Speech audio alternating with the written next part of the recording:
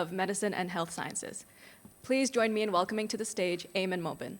Mary was 26 when it began. At first, it was exhaustion, the kind of exhaustion that made getting out of bed feel like she was running a marathon. Then came headaches, joint pain, and this strange rash every time she went into the sun. Naturally, she went to her doctor hoping for some answers. But instead, she received a dismissive smile. You're young and stressed. It's probably anxiety, he said, as he prescribed her antidepressants. Years went on, and Mary's symptoms only got worse. But every time she went to the doctor, she was told that there was nothing to worry about. It seems like you're overworked to me, said one. It might just be depression, said another. Mary started to question herself. Was she really imagining all of this? Then one day, she couldn't get out of bed. Her legs were stiff, swollen, and heavy. Her face was puffy, and she couldn't lift her arms. By the time she got to the emergency room, it was too late. Her kidneys were failing. Her immune system had been attacking her kidneys for years, and this damage was irreversible. Mary would now need lifelong dialysis, and most likely a kidney transplant. She didn't need someone to tell her to relax, no. She needed someone to listen and to take her seriously. Hi, everyone. My name is Ayman Mobin. I'm a third-year medical student here at Khalifa University. And I'm here today to talk to you about a crisis that affects half the world's population, yet it remains largely unaddressed. I'm here today to talk to you about the silent pandemic, the hidden gender gap within health. Mary's story is by no means a rare occurrence. No, it's a pattern, one that we see every day in hospitals, clinics, and research facilities around the world. Healthcare is broken down into three sections. There's the diagnosis, the treatment, and the recovery. And at every single stage, women face systemic barriers that not only delay care, no, but they also impact the outcomes and inevitably lead to death. So the reality is that us as doctors, we are trained to recognize diseases through the symptoms that they present with. But the majority of our training is based off of the male body. The medical illustrations we use, cadavers in training, as well as the simulation machines in every medical school, predominantly focus on the male body. Why does this matter? Well, this shapes the way that us as doctors view the human body as a whole, because for us, the baseline is men. Almost every organ system in the human body has key differences between men and women, but these differences aren't taught to us effectively in medical school, which renders an unequal application in medicine. Let's take heart disease, for example. Heart disease is the #1 killer of women worldwide. Yet, if I ask any of you to picture a heart attack, the majority of you are likely to think of someone with sharp chest pain that radiates down their left arm and them collapsing to the ground. In reality, most women don't experience these symptoms, these classic symptoms for a heart attack. Only 1 in 8 women experience these symptoms. Most women experience symptoms such as jaw pain, nausea, fatigue, or shortness of breath, symptoms that are far less obvious and are more likely to be construed as some less serious illness. Now, let's say that a doctor does decide that they want to run some diagnostic tests. There are 3 major tests that a doctor would run for someone with heart diseases. There is an EKG, which measures your heart's electrical activity. There's something called an echocardiogram, which takes a video of the physical structure of your heart. And then there's levels of a heart stress marker within your blood called troponin. Now, guess what? EKGs and echocardiograms are less likely to work for women. They're more likely to be concluded as inconclusive. And in terms of the threshold created for troponin, they were based off of males, which means that women are less likely to get diagnosed in time before they even reach those thresholds. So what happens next? Well, the heart attack is misdiagnosed, and this leads to a delay in treatment. This is a major reason why women have a 20% increased risk of developing heart failure or dying within the first 5 years of a major heart attack. But this case that I'm talking about isn't just limited to women, no. Almost every single diagnosis that we have takes longer to be diagnosed in women compared to men. Now, moving forward, if a doctor does decide, you know what, let's test this patient, they've been diagnosed, let's do a treatment, what happens next? Well, now you have an additional hurdle to face because even treatment wasn't created keeping women in mind. As we all know, medicine is an evolving field with new research coming out on a daily basis. But for decades, women were excluded from medical research and development, even for illnesses that they were more likely to face. So let's talk about congestive heart failure, for example, a landmark study which included 31 trials between the years 1987 and 2012, only had 25% participation from women. Now, why does that matter? Well, because the data we used from this trial is what guides us as doctors to make medical decisions for you as patients, and this data is dependent on men. This is a large reason why a lot of treatments don't work on women, because they weren't included in medical trials, they weren't included in vaccination testing, or testing of other treatment modalities. Why is this important?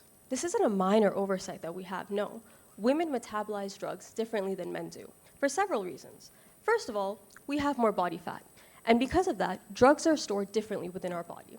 Second, we have slower kidney functions, which means that it takes longer for us to clear medications from our body. Lastly, our gut transit time is longer, which means it takes longer for us to absorb medication. Now, all of these factors are really important, but if you look at dosage guidelines for medications, they rarely take these factors into account. And this is a big reason why women are more likely to have medications that rather have severe side effects or just straight up don't work for them. But I've talked a lot to you about medications. Let's do a practical example. If I'm running a clinical trial with 10 people, there are 8 men and there's 2 women, and I administer the same medication to all of them. If those 8 men have positive results, but the 2 women have severe side effects, my trial has an 80% success rate. And based off of that success rate, my drug will then go into the market, where half the market is women. And they are unbeknownst to the fact that this drug can cause severe side effects for them. Now, I've talked to you a lot about drugs and medications. What about the other treatment modalities? If a patient has a heart attack, the new revolutionary treatment that we have is something called stents. What this does is it clears up the blood vessel in the heart. It's great. It's revolutionary technology. But when it first came out, it was more effective in men compared to women. And even the medical advice that we as doctors give out to patients is heavily biased. For years, it was believed that resistance training had no impact on blood pressure. So as doctors, we didn't recommend it to our patients.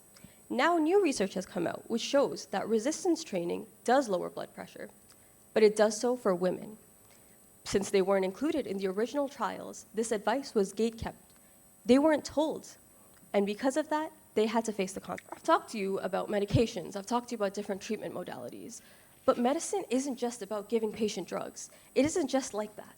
It's about holistically taking care of the patient. I know that tomorrow when I become a doctor, I need to listen to my patient.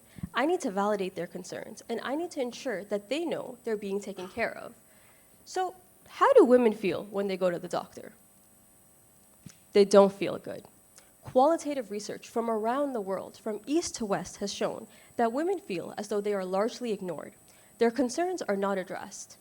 And they're told that they have medically unexplained. There is a clear bias that healthcare professionals have against women because it's believed that the pain women experience is an overreaction. It's a form of hysteria. And if you don't believe me, there was a study done in the US where men and women with the same level of pain were sent to the hospital. And guess what? The women not only had to wait longer to get pain medication, they were 13 to 25% more likely to not receive any medication at all. This shows that there is a bias, that women's pain does not hold the same value as men's pain. But let's say that a woman has now been fortunate enough. She has gotten her diagnosis, she has gotten her treatment. What happens next? Well, even after treatment, women are more likely to fall through the cracks of the recovery system. For instance, women who face heart attacks are less likely to be referred to for cardiac rehabilitation compared to men. And even if they are given follow-up appointments, they face logistical issues such as travel, such as childcare, or simply not being able to give their caregiving responsibilities to someone else. A study in the US showed that when women were given access to travel and childcare, their attendance at follow-up appointments skyrocketed. What does this tell you? It means that women care about their health. They want to be healthy, but unfortunately, the systems that we have in place do not have their biological or social realities in mind. So I've talked to you a lot about a problem. Now comes, what are the next steps? What can we do to help? The first and most important step to fixing this problem is acknowledgement.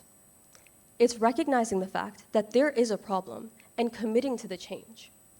The good news is that change is happening. There's more research being done on women's health now than there was 20 years ago.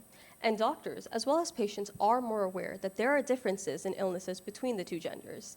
However, we still have a very long way to go. If we're talking about healthcare professionals, there are 3 major steps that we need to take to ensure that our future is better than our today. First of all, we need to invoke changes in our medical education system. Women are not just smaller versions of men.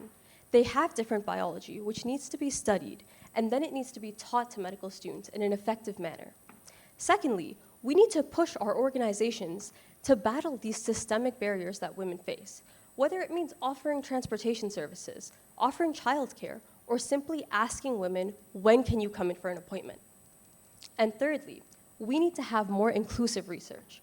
Funding needs to focus on women's health so that the treatments we make today don't just benefit half of our population, it benefits all of them.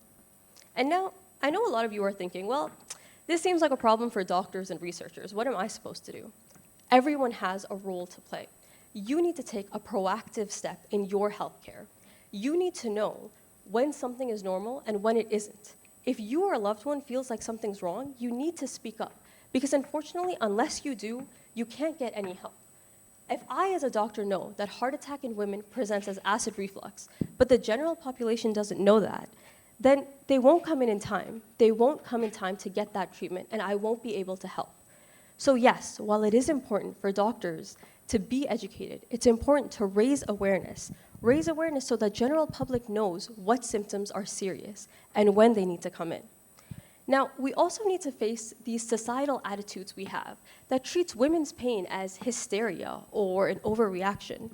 We need to empower women to speak up, and when they do, we need to believe them. Too often, women are afraid to speak up or they hesitate because they don't want to look foolish. But let me be clear to you. You are not overreacting, and your concerns deserve to be heard, especially when it comes to your health. So if we want to lead tomorrow, we need to start today. And the next time a woman says that something feels wrong, we need to listen. Thank you.